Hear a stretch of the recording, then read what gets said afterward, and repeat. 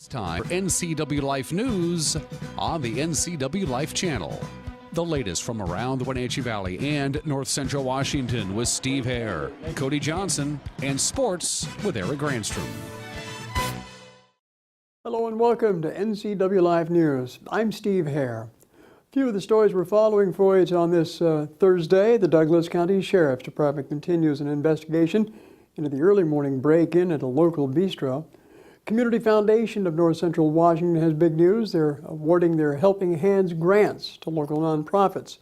Also, the City of East Wenatchee finalizes plans on the Gateway Project, and Eastmont School District prepares budget adjustments as the state budget remains undecided. Later on, of course, Eric Granstrom joins us with our North Central Washington Sports Report, and Dan Kuntz will have our comprehensive forecast on the weather. First, our story.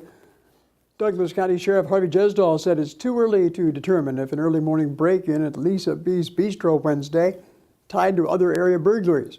Popular eatery at Baker Flat was robbed by 3 suspects who were captured on the restaurant's surveillance camera. I don't know that all the burglaries are related. There's some points that are similar. The criminals didn't just go in and steal stuff. They did a lot of damage to the inside of the residence and the inside of the business. Took items of value, but not everything they stole was something that was worth a lot of money. Some of it was just flashy. So, they could be related. Not quite ready to say that with certainty yet. So far, no suspects have been identified. The sheriff said a neighbor who lived west of the business said he saw a suspicious vehicle in the area. It was described as a dark or flat black wagon with a very loud exhaust. He says the burglary, by the way, is one of 5 that have occurred in the East Wenatchee area over the past couple of weeks. Lisa B's owner, Lisa Stanton, shared a Facebook Live video yesterday afternoon to thank her customers. I am trying to put a smile on my face today and move forward from this. We are closed today and will reopen tomorrow. I should have all my new equipment. I had it overnighted here for our new tills and POS system. So we should be up and ready tomorrow morning at 7. So we'll be back in business. Just wanted to say thank you again. Douglas County Police were amazing. My husband's not on Facebook and most likely won't see this, but he took the entire day off to help us yesterday. Thank you to my in-laws who took my kiddos 7 o'clock yesterday morning after we found out we got broken in. So thank you, Ken and Sue. My parents drove 2.5 hours from Oroville, so thank you, Mom and Dad, for coming down and being by my side. My brother was here. I can't tell you how many texts and messages that I got from friends, Facebook followers, fans of our page, just random people reaching out saying, hey, we will shut down our business and come and help you clean up the mess. I couldn't respond to all of them. There were so many, so this is my blanket message to just say thank you to everyone. And again, that's Lisa Stanton, owner of Lisa B's Bistro. A $500 reward is being offered for information leading to the arrest of those responsible. Well, the Community Foundation of North Central Washington awarded a total of $43,500 in Helping Hands grants. And that goes to nonprofits in Chelan and Douglas and Okanogan counties in the last fiscal year. Since July of 2016, Director of Community Philanthropy Denise Sorum said Helping Hands provides a resource to many nonprofits so they can continue their work and support smaller requests through the foundation. All of our competitive grant programs have really increased in their sort of popularity, I guess, or maybe just the awareness of the Community Foundation as a resource has been increasing over recent years. And this particular grant program is just one of many that we use to support the nonprofit sector. So this $43,500 was for our Helping Hands grants, which is a program that was designed to help organizations with sort of emergency, urgent needs where they just need a little something to help them get over sort of a hurdle that they didn't plan for, or to take advantage of an opportunity that they didn't necessarily see on the horizon. So they're small grants up to $2,500, and they're usually very time sensitive, and our board votes on them every 2 months at their board meeting. For example, the Wenatchee Valley Humane Society saw a huge uptick in their pets that were rescued and needed emergency medical treatment, and we were able to help supplement their emergency medical treatment fund when they had, ran it down to zero basically, and still had a bunch of animals that needed help. We were able to give them $2,500 to just kind of get them through the end of the year. And by the way, we have the full list of nonprofits who received those grant awards on our website at ncwlife.com. Well, it appears the city of East Wenatchee is ready to move forward with the development of a new park and visitor center on the site of an old gas station. City Council was presented this week with the final conceptual plan for the so-called Gateway project. The $528,000 project will create a community plaza on the southwest corner of 9th Street and Valley Mall Parkway. The project's close proximity to the Apple Capitol Loop Trail and the pedestrian pipeline bridge, also viewed as a more functional use of the property, as well as providing a more attractive welcome to the city's old downtown.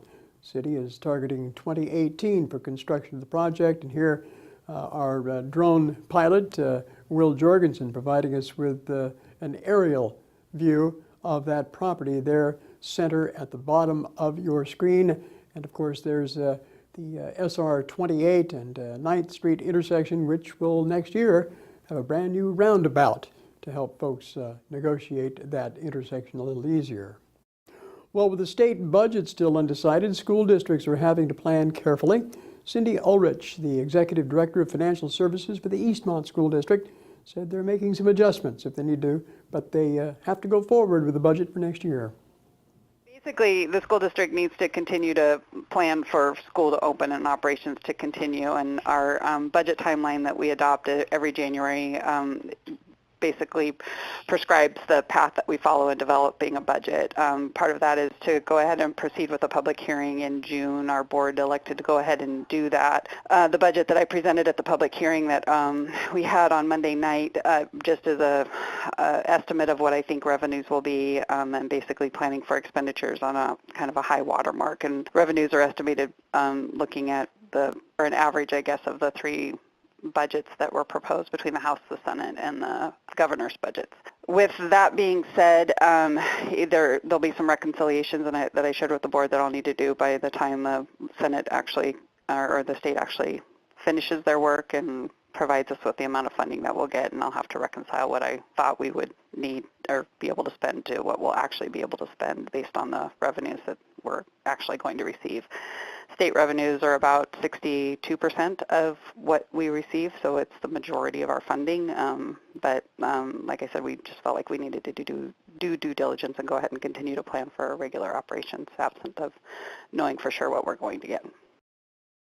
And coming up, the 15th annual Wenatchee River Bluegrass Festival takes center stage in Cashmere this weekend. Also a new cherry variety making its debut in this year's harvest.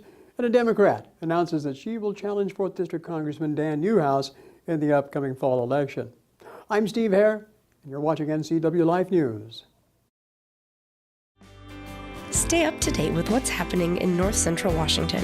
Go to the NCW Life community calendar at ncwlife.com. Welcome back to NCW Life News for a Thursday.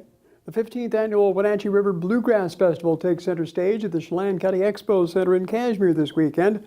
Big names coming to the event.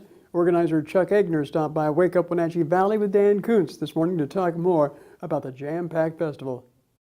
Of course, it's all centered around bluegrass music, but you mentioned there's a songwriting workshop, there's food, there's jam sessions. Can you walk me through some of the other events outside of the actual concert? Sure. Well, Taylor's Camp is a highlight. It's a kids' camp. They're going to have a show at 12:15 on Saturday, outdoor stage, all the kids there. Last year it rained, so we did it on an indoor stage, but it'll be outdoors this year. They also, one thing we started doing a couple years ago is in the middle of the Saturday night performance, we actually, when we're doing a stage change, we get all the kids on stage and they get to do one song together in front of 1,000 people. Mm-hmm. You know, when they do the 12:15 thing, they got a couple hundred people, families, things like that, but they get to do it on the real stage and it really gives them a boost. So Taylor's Camp is a big deal for us. We have workshops for every instrument done by the professionals. Those are a lot of fun to go to. And again, you can find more on the Bluegrass Festival at CashmereCoffeehouse.com. Well, Well, this year's cherry harvest will include a relatively new variety that is locally grown here in the Wenatchee Valley. Marcus Griggs and Bart Clennon own G&C Farms in Rondell. They came across a tree in their Rainier orchard that was producing a different fruit. Clennon describes it in a YouTube video. This is the mother tree. This is the one that started it all. We're standing in the middle of a Rainier cherry orchard, and right here Mother Nature said we're going to try something different. These are normal Rainier cherries, and these are the ruby, and as you can see the distinct difference in the color. It has this very beautiful ruby red colored skin. It has a snappy golden flesh, perfectly crisp. The Rondo Ruby, if not the sweetest, is one of the sweetest cherries available in the world. We have the patent on this tree, and hence that makes it a part of our family, and we're going to plant and grow it exclusively. This is our family secret, and we can't wait to share it with you. The Rondo Ruby Cherry, marketed by Chelan Fresh, it's sold in most major grocery stores, including Kroger, Safeway, and QFC. Well, a Democrat has thrown her hat into the ring to challenge 4th District Congressman Dan Newhouse this fall.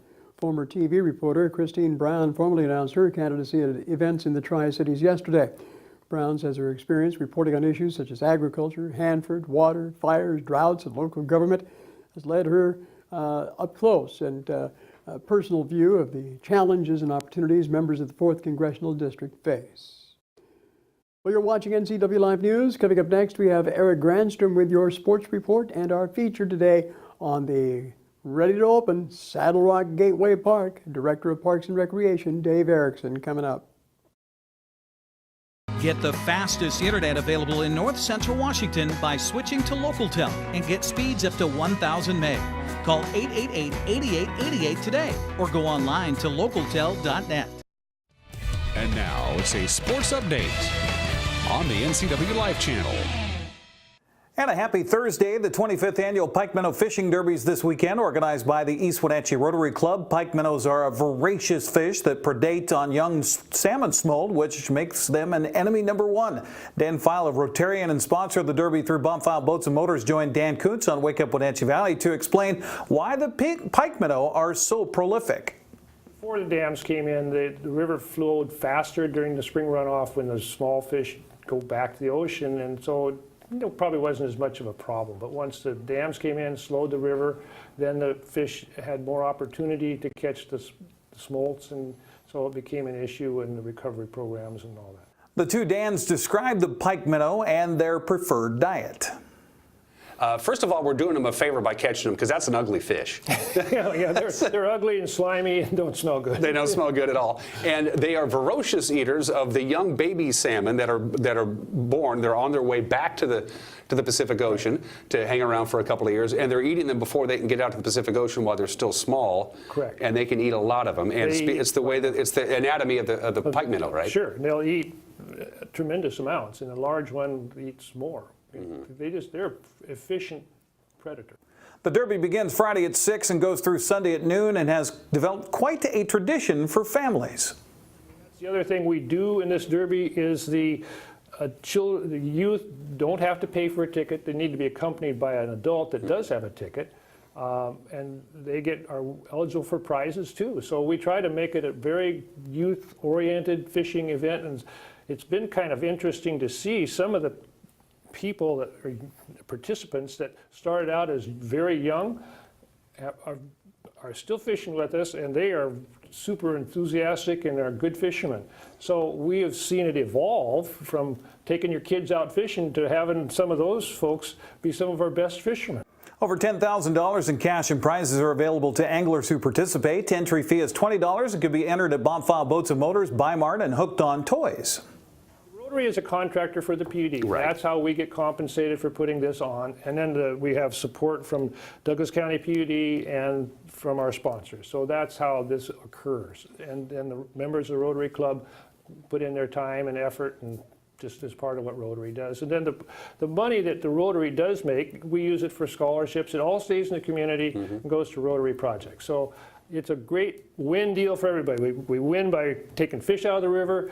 The money that's made, or the people that catch fish get great prizes, and the Rotary Club donates money back to the community. So there's no loser in the thing unless you happen to be a pike minnow. Yeah, exactly, exactly. Weigh-in and prize drawings will be at Arundel River Park Sunday at noon. Jack Razinger's RBI single in the top of the 11th to score Evan Johnson gave Wenatchee the victory in an airfield ball game over Bend 8-7 at Vince Jennett Stadium last night. The two teams combined for 8 gaffes in the contest as each team gave up 3 unearned runs apiece.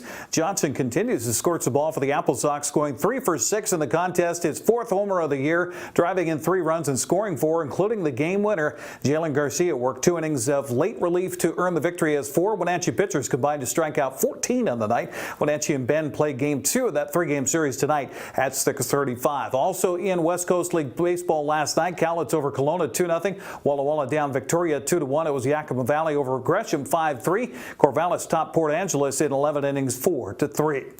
As the Minnesota and Seattle wrapped up their series this morning, Jose Barrios went 8 innings and the Twins slugged 2 homers off Ariel Miranda to beat Seattle 6-2 the final there. Mariners now head to Texas to take on the Rangers in the first of 3 tomorrow at 5:05. With sports, I'm Eric Grandstrom on the NCW Life Channel. Steve, back to you.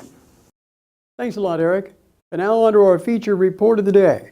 The City of Wenatchee plans to open its newest park to the public next week. City's Director of Parks and Recreation, Dave Erickson, described the recently completed Saddle Rock Gateway project in an interview with NCW Life News. Will Jorgensen, our NCW Life certified drone pilot, was up there yesterday taking some aerial footage. So if we can, I'd like to bring up that drone footage right now and have Dave describe it for us. Well, thanks, Steve. Yeah, we are very excited to have this project completed for the community. What you see here is the actual trailhead location at the base of Saddle Rock at the end of Circle Street. So starting on the left side of the screen and working across, we've got parking, we've got spots for the school kids to when they bring the school education programs up. Those kind of jagged areas are actually bus drop-off areas, so the kids don't have to cross the parking area. They can be let off there and then for field trips. Yeah, and off to their programs. Kind of the center portion of the screen are the 2 restroom buildings, 4 restrooms up there total. We've got an amphitheater, so again for outdoor education programs or just sitting and waiting for somebody, you can sit on that amphitheater in the center. Up on the hill there to the right are the 2 new picnic shelters, and so there'll be 4 tables in each shelter, again to serve as a double purpose, not only for picnics and events, but also for outdoor education classes. Well, obviously you're pleased with the progress they've made in the development of the park. I think when I initially heard about it, I thought it was simply going to be a trailhead with a parking lot. But it's a lot more elaborate than that. It is, yeah. This, when the Foothills Trails Plan was first developed back in 2002, this was sort of the concept for a high amenity trailhead in the foothills. And so this kind of checks all those boxes for outdoor education purposes, parking, as well as, the restroom facilities and everything else that goes along with it. Well, that's just one of many park projects that are going on right now. First of all, when are you planning to open? We're hoping to be open first part of next week. Excellent. So they're just working on all the final details. And again, it's one of many projects that the Parks and Recreation is working on this year. Another one that's in the progress right now is the Hale Park near the pedestrian pipeline bridge near the river. Yeah, Hale Park, it's going to be a 5-acre park, be developed in a couple of different phases. This first phase will have parking, the dog off leash area, which everybody's excited about, kind of south of the pedestrian bridge. We're installing all the utilities, all that real exciting stuff. And then there'll be an open grassy area up on the north end of the park in this first phase. And then the second phase, we're hoping to get some additional state grants that we applied for last year, state and federal grants, and that'll come then in 2018, 2019. Pretty ambitious plan this year. The city is also building new upgrades to its Lincoln and Washington parks. We'll be right back in just a moment with a recap of today's top stories, also your weather forecast for North Central Washington. Stay up to date with what's happening in North Central Washington. Go to the NCW Life Community Calendar at ncwlife.com. Welcome back to our program and recapping our top stories for this Thursday afternoon. Douglas County Sheriff Harvey Jesdahl said it's too early to determine if an early morning break-in at Lisa B's Bistro Wednesday is tied to other area burglaries. The popular eatery at Baker Flat was robbed by 3 suspects who were captured on restaurant's surveillance camera. I don't know that all the burglaries are related. There's some points that are similar. The criminals didn't just go in and steal stuff. They did a lot of damage to the inside of the residence and the inside of the business. Took items of value, but not everything they stole was something that was worth a lot of money. Some of it was just flashy. So, they could be related. Not quite ready to say that with certainty yet. So far, no suspects have been identified. The sheriff said a neighbor who lived west of the business said he had seen a suspicious vehicle in the area, described as a darker, flat black station wagon with a very loud exhaust. Said the burglary is one of 5 that have occurred in the East Wenatchee area over the past couple of weeks. Lisa B's owner, Lisa Stanton, shared a Facebook Live video yesterday afternoon to thank her customers. I am trying to put a smile on my face today and move forward from this. We are closed today and will reopen tomorrow. I should have all my new equipment. I had it overnighted here for our new tills and POS system. So we should be up and ready tomorrow morning at 7. So we'll be back in business. Just wanted to say thank you again. Douglas County Police were amazing. My husband's not on Facebook and most likely won't see this, but he took the entire day off to help us yesterday. Thank you to my in-laws who took my kiddos 7 o'clock yesterday morning after we found out we got broken in. So thank you, Ken and Sue.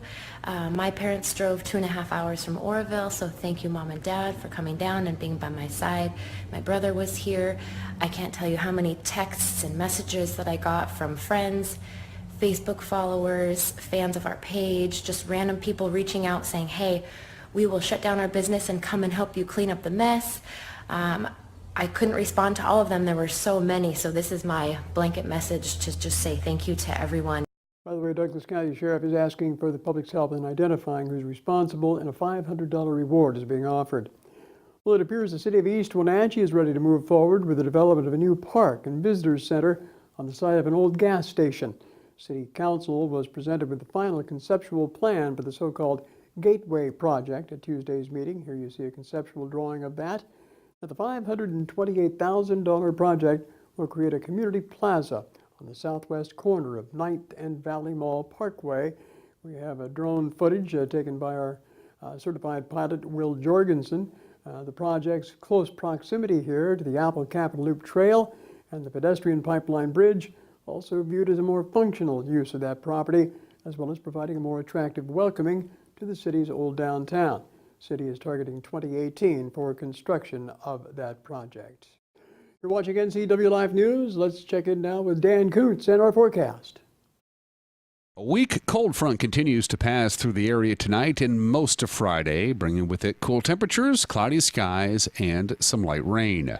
Now, the front will slowly move to the east tomorrow with some lingering clouds and slightly breezy conditions before a ridge of high pressure begins to build over the weekend. For tonight, the rain should taper off by around midnight. With cloudy skies, you can expect an overnight low of 56. A few sprinkles are possible Friday morning, along with mostly cloudy skies and a high of 71. Winds out of the west 8 to 13 miles an hour. The skies will clear overnight Friday into Saturday, but the breezy conditions will continue. The low temperature on Friday night expected to drop to 53. And then the sunshine returns on Saturday, and it is poised for an extended stay. Beginning Saturday and lasting through at least Wednesday of next week, each day will bring more sunshine and warmy temperatures as spring becomes summer at 9:24 Tuesday evening. And that's your forecast on the NCW Life channel. Thanks again, Dan. Well, that's going to do it for our program for a Thursday. For more on these stories and other information from around North Central Washington, log on to our Facebook or our Twitter pages. You can also join us on our website at ncwlife.com. Remember, if you see news happening, we'd like you to share it with us. You can do it by email at news@ncwlife.com. Give us a call on the hotline, 888-NCWL. Thanks for joining me. I'm Steve Hare. This has been NCW Life News on the NCW Life channel. For more news, log on to ncwlife.com. Like us on Facebook and follow NCW Life channel on Twitter. Get the fastest internet available in North Central Washington by switching to LocalTel and get speeds up to 1,000 meg. Call 888-8888 today or go online to localtel.net.